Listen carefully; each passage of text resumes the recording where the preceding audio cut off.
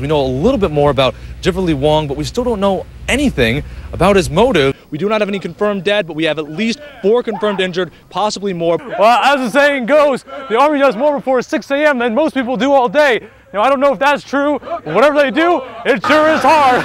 And now comes the really fun part. More than 150,000 pounds of pressure coming down on what might once have been somebody's high school dream car.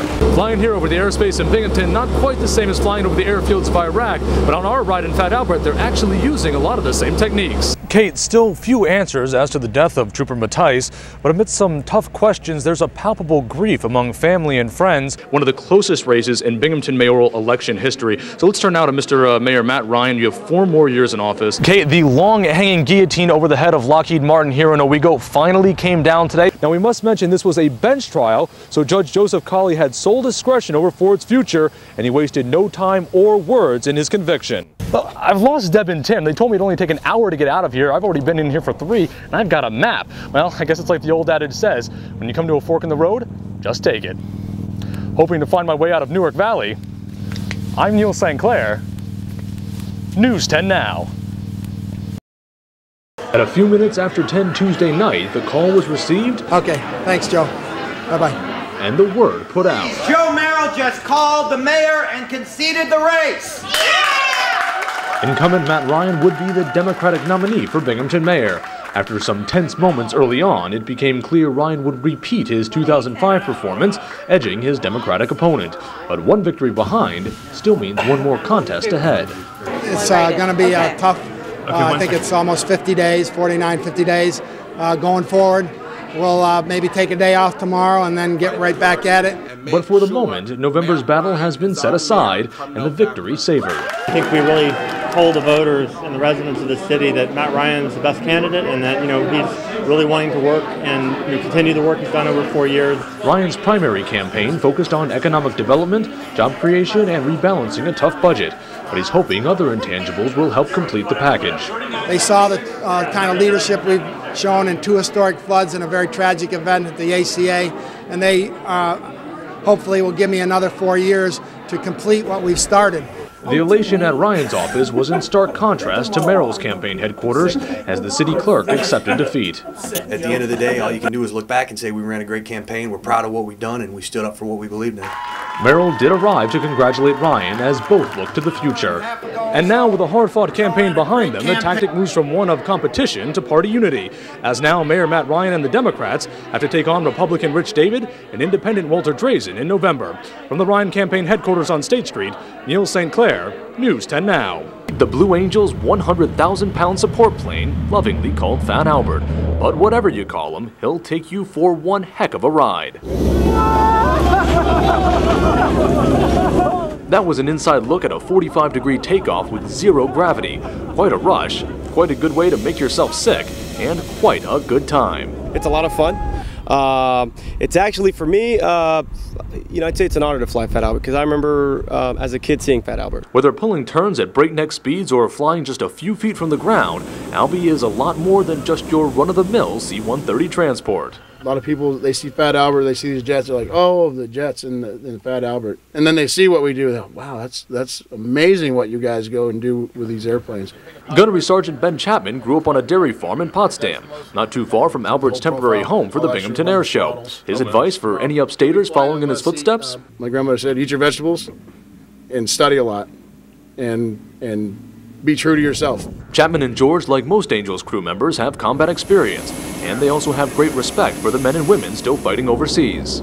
I'm the lucky one, that gets to kind of represent them, but really the true heroes, and I would say that the true superstars are all those guys out there. Flying here over the airspace in Binghamton, not quite the same as flying over the airfields of Iraq, but on our ride in Fat Albert, they're actually using a lot of the same techniques. A lot of the maneuvers we do actually are parallel to some of the tactics that we practice in the fleet. We just throw a little bit of what's the word I'm looking for? A little bit of showmanship in it. Showmanship, perhaps an understatement for Albie's passengers, because as anyone who's flown Fat Albert Airlines will tell you, it's really just about holding on. From a few thousand feet above Binghamton, Neil St. Clair, News 10 Now. Good evening, Kate. Both Senators Gillibrand and Schumer offering their condolences to the families and the victims. They also commended local leadership and emergency responders and said they'll do whatever they can to bring assistance to this area from the federal government. Senator Schumer and I are here for you. We're here for the community leaders. We're here for the families. We're here for the organizations that are going to do the hard work of healing over the weeks and months to come. Senators Gillibrand and Schumer saying they'll do whatever they can to help Binghamton with the full force of the federal government. Both were shocked after viewing the gruesome crime scene at the ACA. Kirsten and I, with the mayor, visited the scene of this tragedy. And it is so frightening to see that small little room where there was no place to run and no place to hide. Senator Schumer compared this experience to his time after 9/11 and also offered his perspective on the global frame the shootings have placed Binghamton in. And I think the world has seen two things as it has focused on Binghamton. First, of course, the tragedy, but second, what this community is all about. Some have questioned why it took the senators around 4 days to appear on the ground after the tragedy, but Mayor Matt Ryan says he's been pleased with their response so far. So I think they've done a great job, and we'll continue to see an influx of help from them to our community. Senator Gillibrand also received some pointed questions about her sometimes controversial gun control stance and how this tragedy might shift her views. I certainly will never support gun violence, and we need to do everything we can do to keep guns out of the hands of criminals and keep guns out of the hands of those who would do harm to others. But in the end, the focus was mostly on the victims and their suffering. When you read about the husband who did everything in his power to shield his wife from the gunman, your heart goes out to him because his whole goal in life was to save her life. They came from every corner of the globe, but they had one thing in common. They wanted to be Americans. So clearly this is a tough tragedy for everyone to deal with from the highest level of government on down. Attention! Right, face! Forward, line. While most of Binghamton University is still sleeping, these 20 or so ROTC cadets are up with the dawn, 0600 to be precise. So David, tell me, how do you guys do this without coffee here? I don't actually do this without coffee here, so, but it's just part of the job, I guess. Part of a job that includes running laps, push-ups, sit-ups, and other kinds of cardio torture, all before the clock has struck 9. Tell me, what's the best part of ROTC here? Just getting up every morning and doing a great workout. And all this PT isn't just to get a killer beach body, it's training for a pretty serious task. All my friends at this point, I have juniors and seniors. They're all, looking at grad schools and all that. I guess I'm joking about my grad school being in Afghanistan.